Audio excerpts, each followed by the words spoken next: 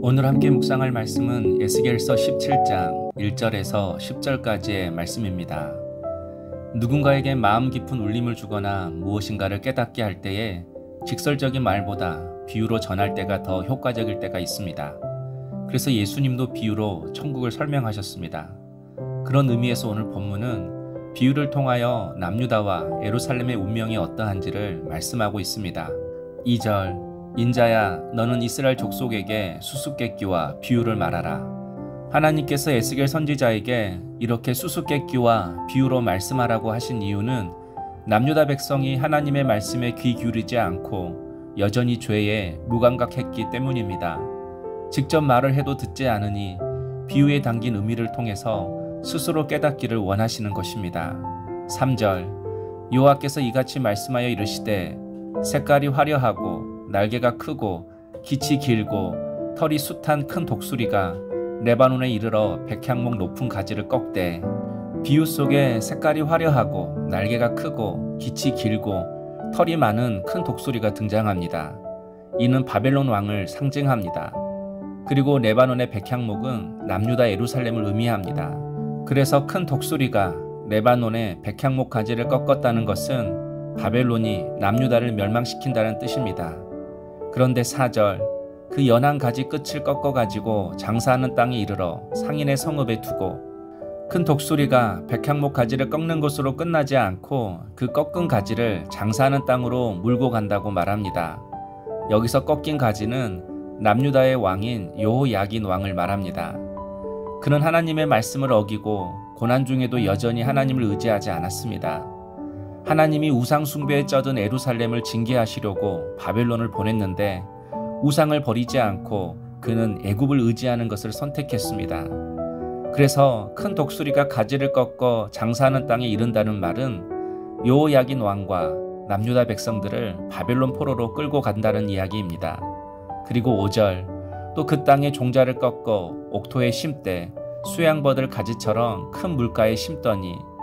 백향목 가지였던 여호야긴은 꺾어서 바벨론 포로로 끌고 간 대신 바벨론은 그 자리에 또 다른 종자를 심었다고 합니다. 여호야긴 대신 시드기야를 남유다의 왕으로 세웠다는 것입니다. 그러므로 바벨론을 애굽으로 이기려 해서는 안 됩니다. 바벨론의 압제에서 벗어나는 길은 하나님 앞으로 나아가는 것입니다.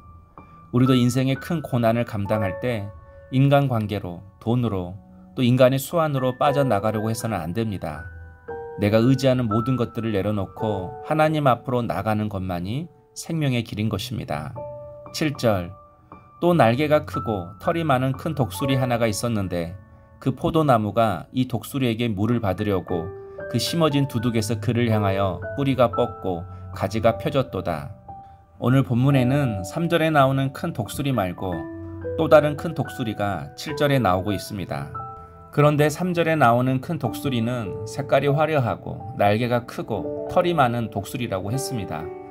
그런데 지금 7절에 나오는 큰 독수리는 그냥 크고 털이 많은 독수리라고만 표현하고 있습니다. 몸집은 크지만 이렇다 할 것이 없는 독수리라는 것입니다. 바로 이 독수리는 당시 이집트, 즉 애굽을 의미합니다. 그런데 바벨론이 세운 시드기야가 이 독수리를 향하여 뿌리를 뻗고 가지를 펼쳤다고 말합니다.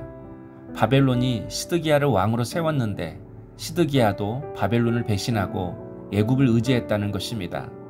애굽의 힘을 빌어서 바벨론의 손에서 벗어나려고 했다는 것입니다. 이런 시드기야를 향하여 에스겔은 9절에서 이렇게 말합니다. 너는 이르기를 주 여호와의 말씀에 그 나무가 능히 번성하겠느냐. 이 독수리가 어찌 그 뿌리를 빼고 열매를 따며 그 나무가 시들게 하지 아니하겠으며 그 연한 잎사귀가 마르게 하지 아니하겠느냐.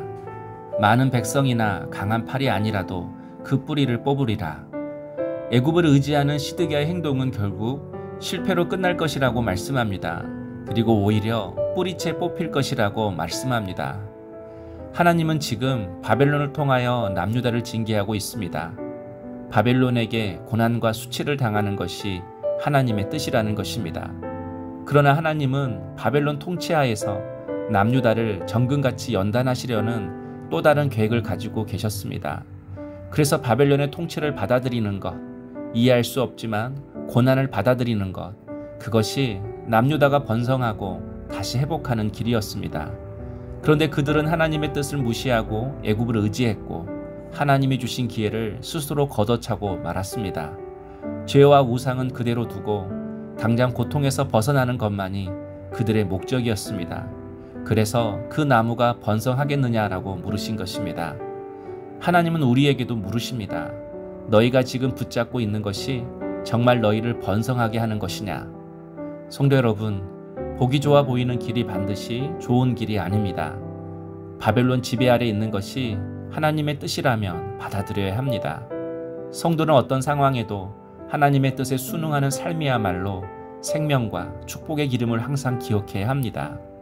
또한 고난 앞에서 인간의 자존심, 인간의 수완을 내려놓아야 합니다. 나의 자존심이 생명이 아니라 하나님이 제시하는 말씀에 순종하는 것이 생명의 기름을 명심해야 합니다. 그러므로 고난 가운데서도 하나님의 인도하심을 신뢰하며 내 자신을 꺾고 그분의 뜻에 순종함으로 메마르지 않는 삶을 사시는 우리 성도님 될 수 있기를 주의 이름으로 축원합니다. 적용 질문입니다. 다양하고도 복잡한 상황에서 나를 향한 하나님의 뜻을 어떻게 분별해야 하나요? 기도하겠습니다. 하나님, 저희가 놓치고 잃어버린 것들이 하나님 안에서 회복될 줄로 믿습니다. 우리의 힘으로 방법을 찾다가 하나님에게서 떨어져 나가는 어리석은 삶을 살지 않게 하옵소서. 우리의 삶에 풍성한 열매를 맺게 하실 그 주님을 기대하며 언약의 말씀을 붙들고 지키게 하옵소서. 예수님의 이름으로 기도하옵나이다. 아멘.